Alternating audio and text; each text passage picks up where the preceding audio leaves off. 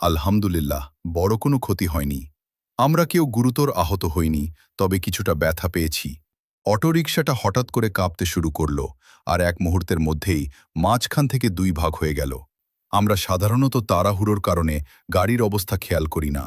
বাজার থেকে আসার সময় যে এমন একটা ভয়ঙ্কর ঘটনা ঘটবে, সত্যি বলতে আমি কল্পনাও করিনি।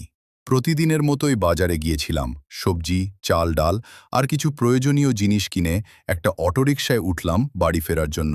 সবকিছু একদম স্বাভাবিকই লাগছিল। আমরা সামনে তিনজন বসেছিলাম, পিছনে কেউ ছিল না। রাস্তা দিয়ে অটোরিকশাটা ঠিকঠাকই চলছিল। হঠাৎ করে মাঝপথে এমন একটা ঘটনা ঘটল, যা আমরা কেউই আশা করিনি।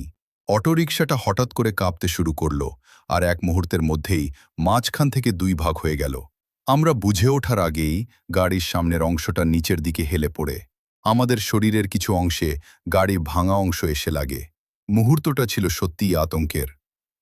আলহামদুলিল্লাহ, বড় কোনো ক্ষতি হয়নি। আমরা কেউ গুরুতর আহত হইনি, তবে কিছুটা ব্যথা পেয়েছি।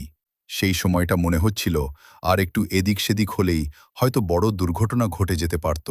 আশেপাশের লোকজন দ্রুত এগিয়ে এসে আমাদের উঠতে সাহায্য করে। তাদের সহযোগিতায় আমরা নিরাপদে সরে দাঁড়াই। পরে বুঝতে পারলাম অটোরিকশাটার অবস্থা আগেই ভালো ছিল না।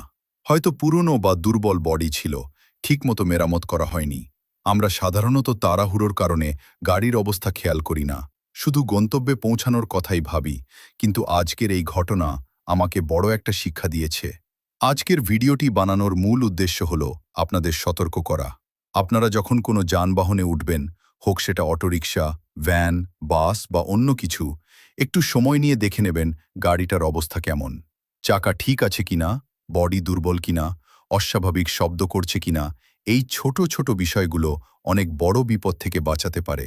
আমরা অনেক সময় ভাবি কিছু হবে না, কিন্তু দুর্ঘটনা কখনো বলে কয়ে আসে না।